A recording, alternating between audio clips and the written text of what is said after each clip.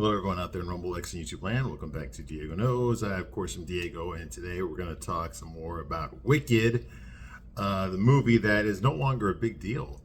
I mean, if you think about it, who's talking about Wicked this past weekend? Nobody, really. I mean, a lot of people are complaining about how it sucks. Worse than me. I actually enjoyed the movie. It wasn't as good as the last one, but I enjoyed it. I understood what they were trying to do here, and understand they had a responsibility to wrap up the storylines and explain how the 1939 Wizard of Oz movie fits into this story here. So they had their work cut out for them, okay? Because if you remember, part one, which came out last year, dealt with all the stuff that happened before Dorothy arrives, okay? So they pretty much had free reign to do whatever they wanted as far as how the story is going to progress, the origins of the characters, solidifying their characterizations, how the characters that interact with each other, what it all means, what their goals are, what they're trying to do, all that stuff was established in the first movie. But now you have to fit all that into inside of a story that we already know what happens. Okay, so their attempt to blend the two, the only way they could reconcile the events of Wicked 1 with the 1939 Wizard of Oz movie is they had to change a lot of things. Okay, and that's where the story, like for me, that's where the story fails. Okay, now I enjoyed the book, the Alphaba. I enjoyed that book. I enjoyed Wicked. I read the book, and it was written by a gay guy. Okay, I enjoyed it because I listened to the whole damn thing on audio. All right, a long time ago. I liked the story they were telling, but I do understand that if this story about Alphaba, if it had not taken place concurrently with the events of the Wizard of Oz movie, then nobody would have bought the book. Okay, so I know what he was doing. I know what Gregory Maguire was trying to do. He was trying to get you to read his story. He wrote a good story about being an outcast, about not being wanted by your father, by your mother dying when you're born. Like feeling like nobody likes you because of the way you look or something. Or in Gregory Maguire's case, because of his sexuality. Okay, his dad pretty much abandoned him when he was a baby. His mother died giving birth to him. So his dad abandoned him as a baby. He was raised by relatives and stuff and all that. He was raised Christian as a Catholic, and then of course he denounced that once he hit puberty and started getting hard-ons from men, that kind of thing. All right. So yeah, he felt like an outsider himself. So this was basically his story. Okay, he just turned himself into Elphaba. Okay, into the Wicked Witch of the West. Okay, who turns out is not wicked at all. She's just misunderstood. She has an absolute horrible propaganda campaign against her, orchestrated by the Wizard of Oz. Okay, he's the real villain. Okay, they turn the Wizard of Oz into a bad guy in the story, and that's what they did in the Broadway play, which this movie is based on. Okay, so the story is pretty good. Okay, and you can fit it into the Wizard of Oz, but where the story starts to fall apart is when you realize that the second half of the story, Act 2, which this movie is Act 2, takes place during the same events as the Wizard of Oz movie. Now, how do you reconcile this stuff? Okay, that's when it starts to fall apart, and I think that's why people are disappointed with it. Okay, one of the many reasons. Okay, the songs in this part are not as good as the songs in the last movie. Okay, Act 1 of the Broadway play, which the movie's based on, Act 1, was in about an hour and 45 minutes, an hour and a half, something like that. Okay, Act 1. It's on YouTube if you want to watch it. I'd never seen it before until I watched it on YouTube, okay? But Act 2, the second half, is actually 45 minutes long, okay? So they did everything with Act 1 in the last movie. So they needed to fit 45 minutes of song and story of Act 2 into a 3-hour movie, a 2.5-hour movie. Obviously, they had to add a lot of stuff, okay? But something they did not add was the characters from the Wizard of Oz, okay? We get the origins, somewhat, of a couple of the Tin Man, the Scarecrow, and the Cowardly Lion, more so, but there's almost none of Dorothy, okay? And Dorothy is as the protagonist, okay, in the Wizard of Oz, she would be the antagonist in this. You see what I mean? And they sidestep that whole issue and just make the wizard the antagonist. Oh, and some other characters like Madame Morrible and stuff, which she doesn't really work as an antagonist because who the hell's Madame Morrible? She's nothing, okay? Clearly the main villain is the Wizard of Oz himself, okay? So they don't have much of a story to tell here, okay? And they can't make things reconcile. Okay, they created this character named Fiyero, who's the Prince Charming of the story. Okay, he's the hot guy that all the girls and men are attracted to. Okay, and of course, being the popular guy, Glinda immediately wants to latch onto him, but so does Elphaba because, in body positivity world and stuff, or if you're an unattractive woman, you still have fantasies about being with the most attractive guy, right? And so that's what this is. Okay, so basically, Elphaba and Glinda are fighting, who are both not very attractive. Okay, especially Elphaba, and that's even before they put the green makeup on her. She looks about as good looking as my asshole. All right, Cynthia Erivo. Sorry, but you're not easy on the eyes. All right, so so of course they're competing for the most high value man, which is Prince Fiyero, and apparently Prince Fiyero likes guys too. Well, he does in real life. In real life, he's played by the very gay Jonathan Bailey, but then everyone's gay in this, so what does it matter? All right, so so of course they're going to go after the high status guy. Now, why would a guy like that reconcile himself to being a scarecrow for the rest of eternity?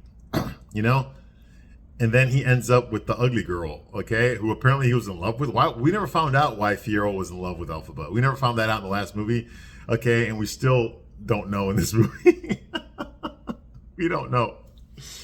As a guy, as a straight man, I'm telling you, I have no idea. And I already reviewed the last movie, okay? It's on this channel. As a straight man, I have no idea why Prince Fiyero was in love with Elphaba.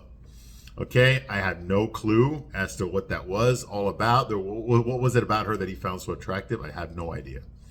Okay, other than maybe he's stupid, but the scarecrow. I don't know. Maybe that's it. But like a stupid guy is still going to get hot women thrown at him if he's rich and handsome, and has high social status. Okay, so a hot girl will do his homework for him. Okay, but he's still going to get hot girls. That's the point. Why would he settle for Elphaba? You see what I mean? That makes no sense. And the reason it makes no sense is because a gay guy wrote this story, and a gay guy turned it into a Broadway show, and another gay guy turned it into a movie. Okay, they don't understand how straight people are, and the actor playing Prince Fiyero, doesn't understand what a straight guy is either. Okay, that's why. That's exactly why. There's something they don't want is any sort of testosterone or male heterosexuality. They don't want that here. Okay. This is a gay man's pipe dream is what this is. Okay, literally that's what it is. Okay, so that made no sense. Okay, why they were trying to do that, but now they got to reconcile it as to how is that going to end up? Okay, how does Prince Fiyero end up being the scarecrow? How does Bog, okay, the Munchkin who was in love with Glinda, but had to take a consolation prize into the quadriplegic Nessa Rose, Elphaba's half sister, okay. He had to take that as a consolation prize because Glinda clearly was not attracted to him because he's a butt ugly guy in real life. Okay. Now in real life, apparently Ariana Grande is attracted to Ethan Slater, the actor that plays Bog, because she left her husband for him and he left his pregnant wife for Ariana Grande. Okay. They fell in love while making this movie. All right. Yeah, we'll see how long that lasts. Okay. But then again, Ariana Grande dated Pete Davidson and stuff. So, that's not saying much. Okay. And she looks like a Holocaust survivor in this movie. Okay. Way too much Ozempic. I think that's probably what she takes for breakfast, lunch, and dinner is just Ozempic. Okay. Because that's what she looks like here. Okay. She can sing, not as good as Cynthia Erivo. I mean, as ugly as Cynthia Erivo is, she can sing. She's the best singer in the movie. All right. Hands down. Better than Ariana Grande. Okay. But Ariana Grande is supposed to be the pretty girl in this movie, and I'm sorry, she ain't selling it to me. She's got no tits, she got no ass, no legs, she's barely got a face, okay, but her attitude and her pluckiness and all that it looks so fake. There's women that act that way in real life, and they're a big turnoff. It's like, okay, I'll have sex with you, I'll fuck you, but just shut the fuck up, while we're doing it, because I don't need to hear this, I don't need any of that crap. All right. It's a turnoff. It's a turnoff. In case you haven't noticed, this movie was not meant to appeal to straight men like me. It was never made for me. Okay? I do give it props, though. It knows who its audience is. Okay? It knows exactly who they want to see this movie. Okay? And they succeeded in that. They are giving women, older women, young girls, okay, gay men, they're giving them exactly what they want. Colorful, beautiful outfits, beautiful scenery. The color is incredible. The dance sequences are great. The singing is, for the most part, pretty damn good. There are some exceptions, Madame Morrible, Michelle Yeoh, who plays Madame Morrible, cannot fucking carry a tune to save her fucking life. She's absolutely horrible as a singer, and the fact that they gave her singing, some singing verses in this movie, kind of took me out of the movie. She's a horrible singer. All right, just stuff like that, with the exception of stuff like that, and also the songs in this movie are not as good as the songs in the last movie. Okay, I mean, what was the song that Elphaba sings? She sings, "There's No Place Like Home." Okay, which clearly is a riff on the 1939 movie, but I don't even remember the words. I don't remember the tune. Okay, I do remember, Defying Gravity. I do remember that. Okay, that's the impression that movie made on me, the last one. I remember that song. That means that song is memorable. There's really no memorable songs in this one. Okay, marvelous. I'll be marvelous. That's supposed to be the Wizard of Oz song. He sings it and dances it with. It's ridiculous. Anyway, so the songs aren't as good. Okay, they had to add a lot of filler to make a 45-minute, like, act 2 from the play, the 45 minutes into a 2.5-hour movie. So that's a lot of liberties. They added a lot of stuff that just doesn't work. It slows down the movie. Okay, and you can tell when you're watching it. Okay, I was sitting there in the theater. I'm like, oh my God, how much of this movie is just people talking or singing about their feelings? Like in one room, or they're in one location and they're just singing and talking about their feelings. I was like, well, they've been here singing and talking for 10 minutes and they haven't left the room yet. They're still in the same room. Just things like that. It's like, what the hell? There's nothing to move it forward.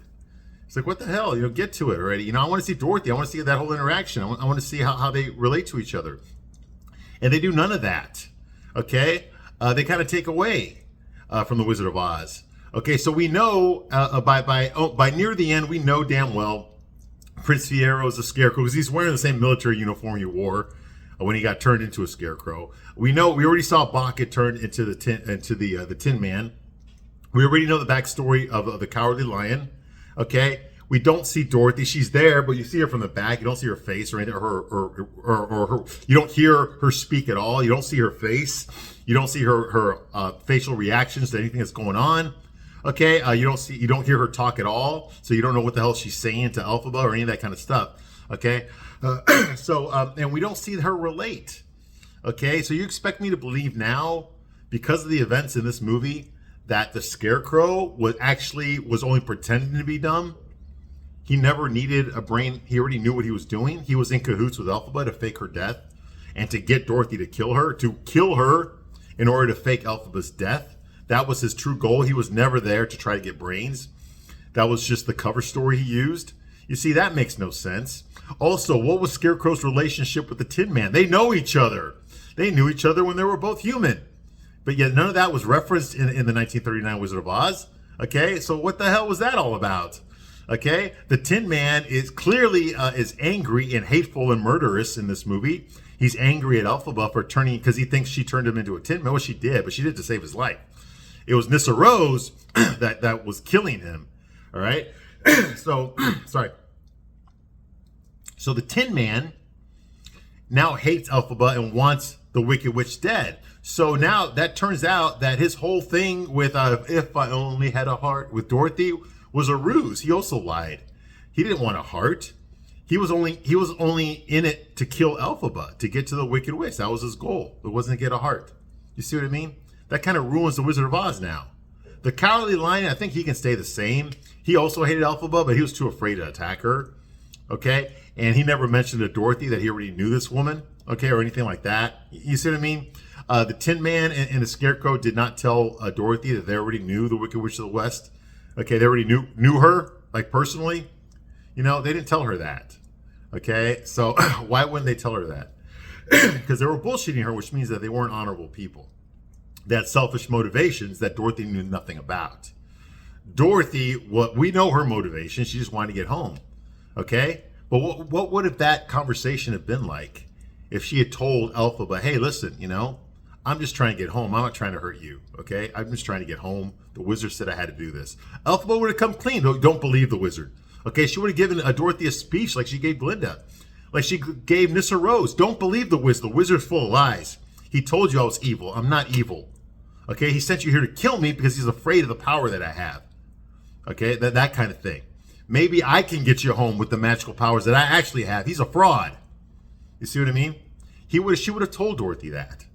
Okay, also, not only that, but like the Scarecrow and the Tin Man would have told Dorothy that if they really liked her, if they really cared about her, like they acted like they did in the movie, in the original movie. You see what I mean? So this doesn't make any sense at all. It kind of kills the Wizard of Oz. And that's one of the reasons I'm happy that Wicked is not the official canon from the Wizard of Oz. Believe it or not, the official prequel to the Wizard of Oz is Oz the Great and Powerful, which came out like in 2013 or 2014. It's with James Franco. Okay, that was actually legitimized by Warner Brothers. They said, okay, yes, that's the official prequel right there. Now it flopped, and in that one, Mila Kunis played Theodora, who turns into the Wicked Witch of the West. Okay, but that was a love triangle. Okay, that was a love triangle between the Wizard of Oz, Glinda, and Theodora, who is, the Wicked Witch of the West, okay? That kind of thing. And the Munchkins in that movie were actual midgets, okay? But there was no singing in that movie, though. Go figure. Anyway, I enjoyed that movie as well. I know it flopped at the box office, but I enjoyed that movie. I thought it was okay. All right, we get to see Oscar Diggs, in his balloon. He's a con man. In his balloon, get transported through a tornado into the land of Oz. That was kind of cool. And clearly they set up some characters that they were going to use later on, but they never did because that movie never got a sequel. Or I guess it did. It got a sequel in 1939. All right. So these were useless characters. Okay. But that's the official story. Okay. According to Warner Brothers. All right. This is not. Okay. This is not. All right. So just so you know, it's fan fiction. It's a gay man's fan fiction. All right. There's some good stuff here, but once you involve the events of the original Wizard of Oz, it starts to fall apart. It starts to not make any sense, okay?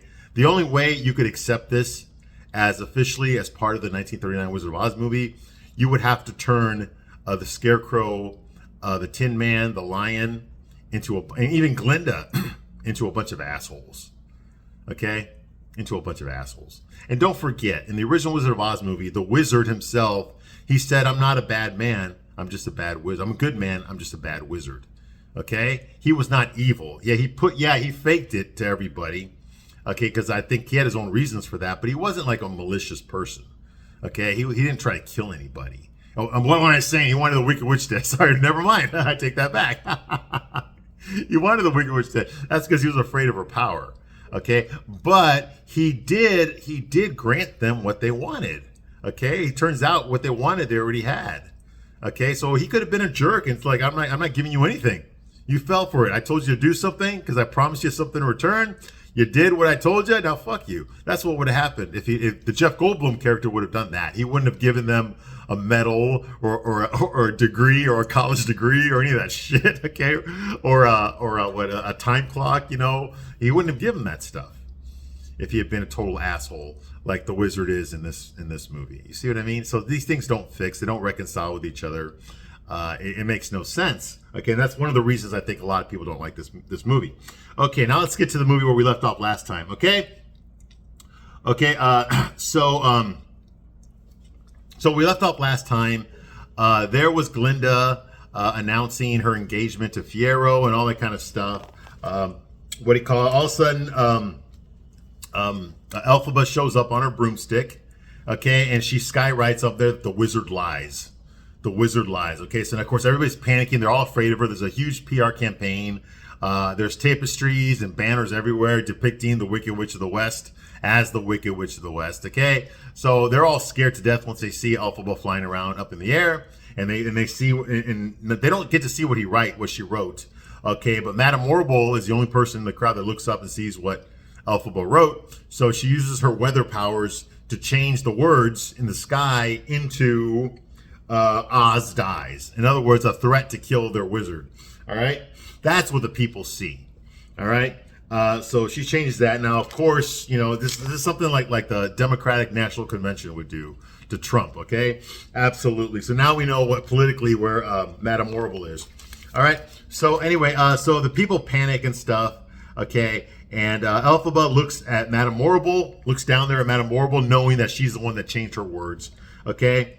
And she orders men to chase. Fiyero orders his men. He's the captain of the what's it called, the Gale Force Guards. Get it? Because Dorothy's last name was Gale. The Gale Force Guards. their job is to hunt down Elphaba. And the reason Fiyero is the captain of the guard is because he wants to catch her first, because he's not going to kill her. If he catches her, he's going to try to run away with her. Okay? But if anyone else catches her, they're going to kill her. They're going to bring her back to Oz and kill her. Okay? So that's why he decided to become the captain of the guard. So he tells the men, let's go after her. Right. So they start like riding their horses after her. Now you got to remember, a horse, the maximum speed for a horse, I think, is like 40 miles an hour. I think that's the maximum speed for, and that's like a racehorse. Okay. Elphaba is clearly flying like at 100, 200 miles an hour in the sky. Okay. She's not wearing goggles. She's not wearing anything to protect her skin, her bare skin. Her hat never even falls off her head. Okay, but she's flying like at like Matrix speeds. Okay, like Neo from the Matrix. Okay, she's flying like that. All right, and yeah, she suffers no ill effects from that. Okay, doesn't even fall off the broom or nothing. All right, so that's going on here. Fiyero going after her, and of course, when Elphaba looks up in the sky, here come the flying monkeys are after her too. Okay, so that's Chidori and his crew. That's the name of the monkey. Okay, the blue monkeys with the wings in the back. All right, so they start chasing her too. So she outmaneuvers all of them by flying through the forest. They can't chase her. So here we get a remake of Return of the Jedi. Okay, like when the rebels, Luke and Leia, were on those speeders through the forest, and the and stormtroopers were on their own speeders, and they were like zigzagging through the trees, hoping to not hit a tree and die. Okay, that's what's going on here. Okay, Elphaba's whizzing through the forest like an expert. Okay, and of course, the flying monkeys, they're not as fast. They don't have the reflexes that she has, so they get caught in traps, and they hit the trees and all that kind of stuff. So she outmaneuvers all of them. Okay, flying through the forest. Fiyero also misses her. Okay, he thinks he's caught her, and then he walks around, and he can't see her anywhere. She's right there behind him, hiding behind a tree. But none of the guards get off their horses and start looking at the area. They just stand there while Fiyero looks around a little bit, except he doesn't look behind himself though, and he determines that Elphaba's gone, and they just leave. Yet nobody in his crew actually like did any searching. They just sat there on their horses while Fiyero actually got off the horse, looked around for a little bit, and then he decided like, oh, let's just go. She ain't here. Okay, that makes no fucking sense, dude. You didn't look behind you. Nobody did. Nobody looked around the forest. It was just Fiyero. See, stupid shit like this that pisses me off. Okay, so that's going on here. He does refer to Elphaba, though, as the Wicked Witch of the West, okay, or just the Wicked Witch. We will catch this Wicked Witch. And then he walks away. This hurts Elphaba's feelings, okay, because she is in love with Fiyero, okay? Of course, the ugly girl is in love with the most popular hot guy, all right? Of course, okay? She's in love with Fiyero, okay? And it hurts her feelings that not only is Fiyero in charge of the men that are trying to capture her, but that he referred to her as Wicked Witch instead of referring to her as Elphaba. You see what I mean? That bothers her too, that he's using the same propaganda language, okay, that the wizard is enforcing, okay? So that's going on here. Elphaba goes back to her. She lives in a treehouse somewhere in the woods. She's upset because of Fiyero referring to her as that, okay, that he's hunting her too. And she's also heartbroken that Fiyero believes that Elphaba is wicked, okay? Because she knows that she's not, and she thought that Fiyero knew that no matter what anybody says about her, Fiyero knows that she's not an evil person, okay? So now she thinks that even Fiyero thinks she's evil too, okay? So that's going on here. We see a flashback to when all of them, okay, that's Bach, the Munchkin, Nyssa Rose, that's her sister in the wheelchair, Glinda, Fiyero, okay, and Elphaba, they're all together on a picnic, and she's remembering this when they were in college together at Shit's University. Okay, you know, it's a ripoff of the Hogwarts, okay, from Harry Potter, okay? Clearly it's a ripoff, all right? Because actually Gregory Maguire wrote Wicked after J.K. Rowling published Harry Potter, so... Yeah, so he's not completely original. Okay, yes, this was his own version of Harry Potter. Okay, so that's going on here. Okay, and they're in college. Okay, they hung out. She's remembering the good old days when they all used to hang out together. Okay, now back in Munchkin Land, Nyssa Rose is the evil governor now. She's this horrible bitch. She's still in her wheelchair. She's still paraplegic. Okay, now her father, Frexbar Throp, he was the governor of Munchkin Land. And while he was governing, his wife Melina was fucking other guys, okay? And not just Oscar Diggs, the Wizard of Oz. She's fucked another guy named Turtleheart. And Turtleheart is the actual biological father of Nyssa Rose. Now, this movie leaves that out. Okay, this movie doesn't go there. Okay, this movie wants you to believe that Melina, who's black, by the way, Melina, okay, and Melina and her husband, okay, Frexbar Throp, they conceived of Nyssa Rose. But Melina did cheat on Frexbar with the Wizard of Oz, and therefore the Wizard of Oz is the biological father of Elphaba, the Wicked Witch of the West. That's where the movie's going. That's also where the Broadway play went. But the book was different. Okay, in the book, Melina, not only was she not black, okay, but she was a munchkin, which means she was short. Okay, and she was fucking all sorts of people. Okay, not just, you know, she was cheating on her husband all the damn time. All right, so that was no, she was a whore. Okay, so Elphaba was, yeah, she did have sex with the Wizard of Oz, or Oscar Diggs. Okay, and they conceived of Elphaba, but she also had sex with a traveler, a glassblower named Turtleheart, who just walked into town and needed a place to stay. So she said, "Yeah, you can stay here, and you know, and the payment will be to fuck me." Okay, and that's what he did. Now, what Melina died giving birth. Okay, now what Melina never knew was the reason that Frexbar Throp loved Nyssa Rose, despite the fact that she was born crippled. He loved that daughter, but he hated his older daughter, Elphaba. Okay, he hated her because she had green skin, not because he knew that Elphaba was the daughter of another guy. He did not know that. Okay, but he did hate Elphaba because she was green skinned. He did not hate Nyssa Rose because he thought that was his daughter. Okay, or so we thought, but that's not the truth. No, the reason that he loved Nyssa Rose is not because he believed that Nyssa Rose was his daughter. He knew damn well Nyssa Rose was not his daughter. How you like them apples, okay? Frexbar Throp, the governor of Munchkinland, okay, knew damn well that Nyssa Rose was not his daughter, that his wife, Melina, was fucking Turtleheart, the traveler, the wanderer, the big dick wanderer. He knew that. He knew that.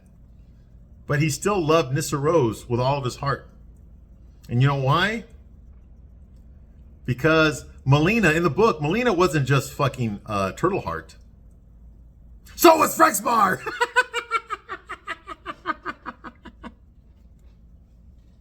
So Melina and Frexbar are married.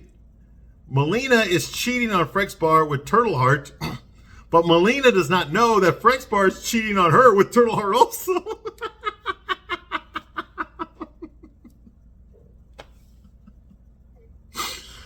So the way Frexbar looks at Nyssa Rose was that this was a child that was conceived by the two people he loved. Yes, he was in love with Turtleheart.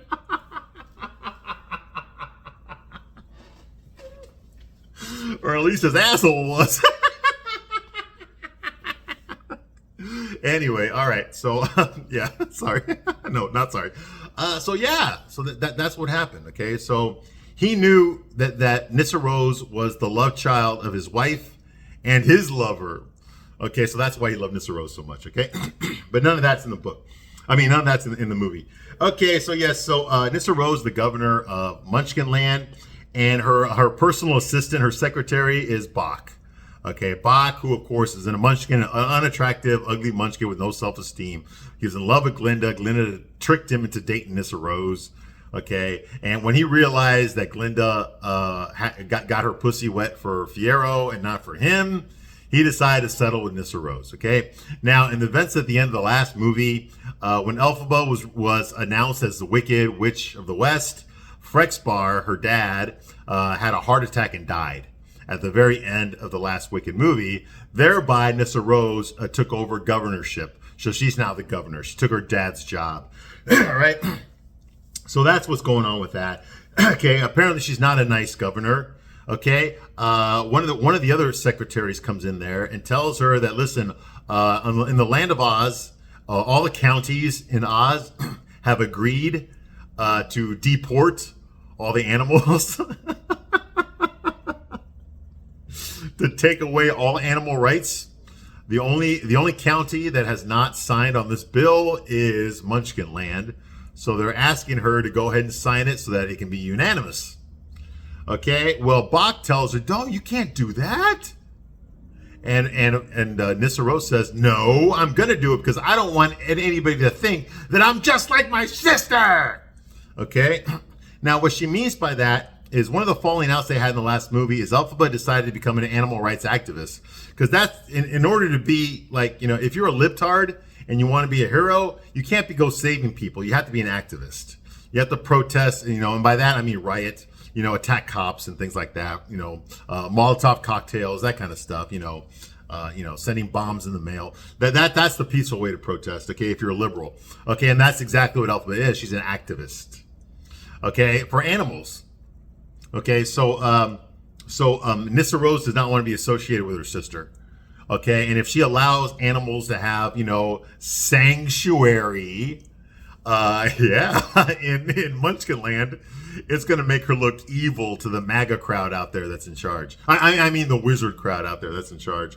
So she decides that she will also ban animals from the land, from Munchkinland as well.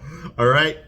So now no animals are allowed anywhere. So they have to flee or they're going to get imprisoned. Okay. And that's what the wizard wants, because if they grow up, if they live in cages, they're going to lose their ability to speak. Okay. So that's what's going on in Oz, all right? So she signs off, and this disgusts Bach. Bach is disgusted by this. He had hoped that Nyssa Rose would be nice, because she was nice back when they were in college, but now she's this insufferable, you know, controlling bitch, all right? But she's still in love with Bach. She's in love with Bach because her fucking legs don't work, and they're never going to have sex. That's why she's in love with him, okay? So anyway, because he asked her out on a date, even though she was in a damn wheelchair, okay? That's why she's in love with him, all right? So she allows laws to be passed that discriminate against animals because she doesn't want people to think that she's like her animal rights sister activist Elphaba. Bach is disgusted with this. She feels Elphaba abandoned her. Okay, when Frexpar died, when all the events happened at the climax of the last movie, Elphaba left and she's been gone for 5 years. So Nyssa Rose feels that her sister abandoned her. Okay, and didn't even show up for the funeral for their father. Okay. But she is appreciative that Bach did stay. Bach stayed and went to Munchkinland with her because he's from there too. Okay, and stayed there to help her. So she's appreciative of that. Okay, and she loves him, but Bach wants to move. He tells her right away, "Hey, listen, I want to go back to the Emerald City. I don't want to be here anymore. All right, I need to move on." Okay, he's clearly not in love with Nyssa Rose. Okay, and this hurts her feelings. Okay, so she tells him, "Why don't you just go right now then? Just go." You know, and he tells her, when he's walking out the door, he tells her, "Hey, this ain't gonna be the last time we see each other." She's like, "Oh, I already know that." Okay, so obviously she's got her own shit fucking plan to piss off Bach. All right, at least she's not gonna fucking steal his wife or anything, right? Right, Ethan Slater. Okay. Anyway, okay. So I'm gonna leave the review right here. Okay, but I'll be back to continue my review of Wicked for Good. I thank you very much for watching this long, and I will see you soon on the next one. Bye.